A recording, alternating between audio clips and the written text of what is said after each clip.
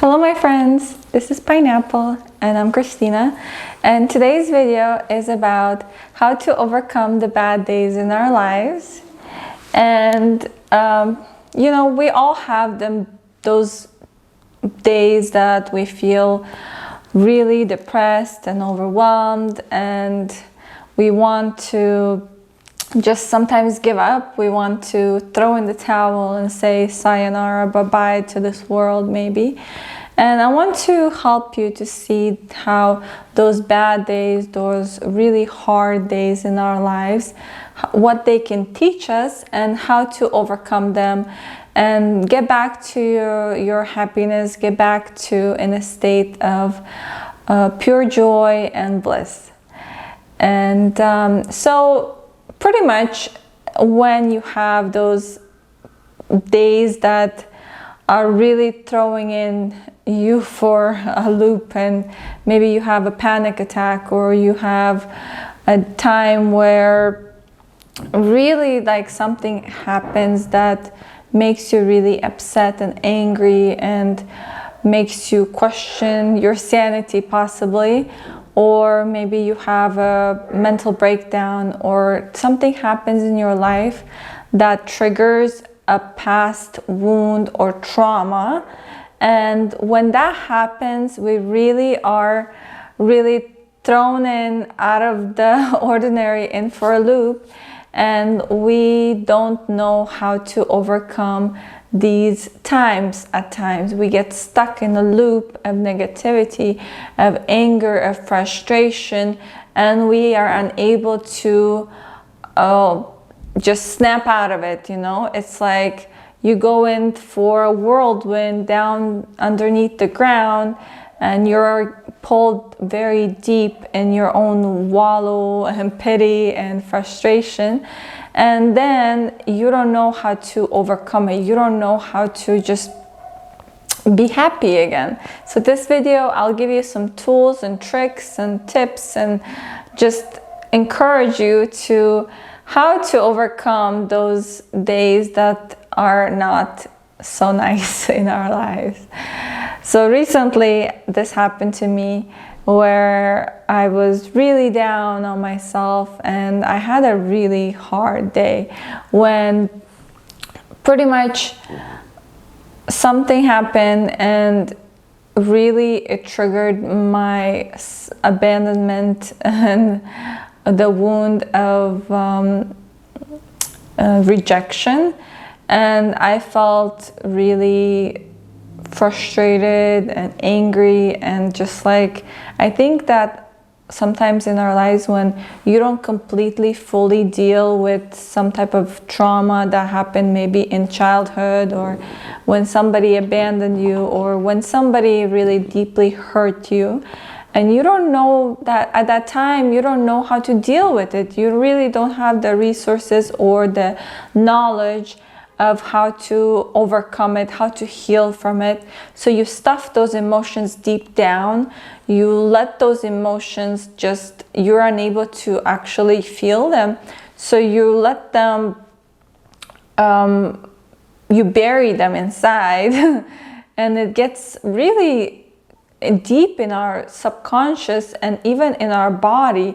If you ever, all of us are really stiff, and the older we get, the more the joints are less flexible. And if you look at a baby, they can flip upside down sometimes, right? They put their feet behind their head and everything. But these traumas and the stresses in our lives get even deep inside of our body and makes it stiff, makes it unable to bend. And you can't even with stretching at times, you can't get it back to a state of flexibility, and of you feel pain in your body. So you have to understand how deep this goes, because if you think of it just from the surface, then you won't understand why you're having so much pain inside of your soul and inside of your life. if you think of it from the perspective of, oh, this person just called me stupid, or this person really cut me off in traffic and I'm upset at them and at that situation. Even though it may run much deeper than that, it may be when you were young that somebody in your life, you created a beautiful presentation, let's say, and you went inside, like in front of a group of people and at school or church or whatever you were at, and you were giving that presentation and hoping that people would respond positively and build you up and be proud of you and be happy. Except instead of that, you got a negative reaction for whatever reason. Somebody laughed at you, somebody put you down, somebody bullied you because of that situation, and now you have a really hard time when you're in front of crowds or when you're in front of people, or when people pressure you and you feel a lot of resentment, maybe frustration, anger with that situation, and you feel embarrassment, you feel pain, maybe you feel that people are out to get you, or whatever reason, whatever may happen in your life. And those situations, if you don't work through them, if you don't heal that part of you that's deep inside of you, that's really deeply hurt, that inner child that's wounded and that wants your love and attention, that's when later on in life somebody will call you stupid, or somebody will say something to you out of nowhere, and then that deep pain will resurface, and it will really, really hurt you much more deeply than maybe it should. And you'll be like, I don't understand what happened here. How I was fine 10 minutes ago, and now I am unable to even sit here, and I'm just wallowing and crying so much, right? So now that we know why this happens, by taking some time to really consider, why am I triggered at this moment? Why is this pain coming up for me? And what does it really have to do? Because as you may know, maybe in relationships, when there's arguments, and a lot of the times that's why we have really a lot of pain in our lives, because we trigger each other back and forth. And maybe it's not even has to do with that situation, but it has to do something with deeper down underneath us. So if you're able to find the reason why you're feeling this pain, why you're feeling this frustration, you'll be able to really get to the core of the issue and release that issue. What you can do is let it go back to God. Because, you know, we don't know how to even heal sometimes. Or you may ask yourself, how do I let go of this pain? How do I let go of this such deep trauma that I underwent when I was really young, or even like a few years ago, and I don't know how to let it go. I don't know how to heal from this. I've been through therapy, I've done medication, I'm taking medications, I've seen psychiatrists, I talked to my friends about it, I've journaled, I've done everything that I can do, but it's not going away, it's still here. How do I let it go? So one thing to remember is that releasing that pain, releasing that deep hurt, the anger, and giving it back to God, giving it back to be transformed. So you can do this simply by just setting the intention, God, thank you for taking this away. Angels, help me transform this pain into beauty. Help me to just release it. I give this pain back. I let it go. I allow transformation to come into my body. I let it go. I'm open to transformation, and I'm open to healing. I'm open. Show me how to let it go.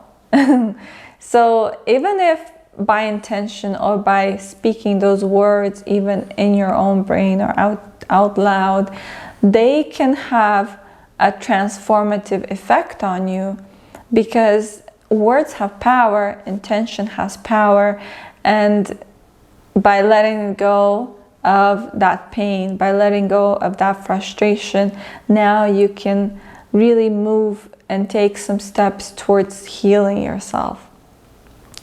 So when something like this really happens, you have to ask yourself, why is this happening to me, and what is this trying to teach me? And also, really, what can I do right now to help myself? And there's always something that you can do.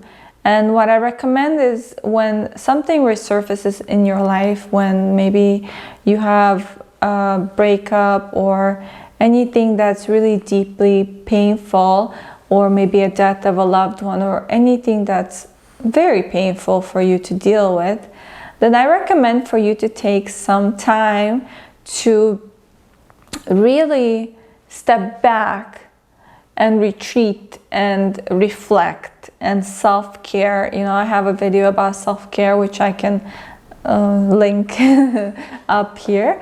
But pretty much when something like tragic happens in your life, or triggers and trauma comes up, and you really feel like you can't even handle your emotions to go to work, then my recommendation is don't go to work, or try to find a way to like take a day off or take some time off, and really just take care of yourself. Take care of that wounded child that really is looking for attention and affection from you. Don't start doing things for other people all the time, and take this time to really give that love to yourself, give that attention and self-care, and you'll see how it will be much faster, the healing process, and you'll be able to get back to your baseline at a faster rate, rather than if you are going to keep going how you always do things, and just go around fixing other people's problems and go around and helping other people. That's when like you only have so much energy that you can either give to yourself or give to others.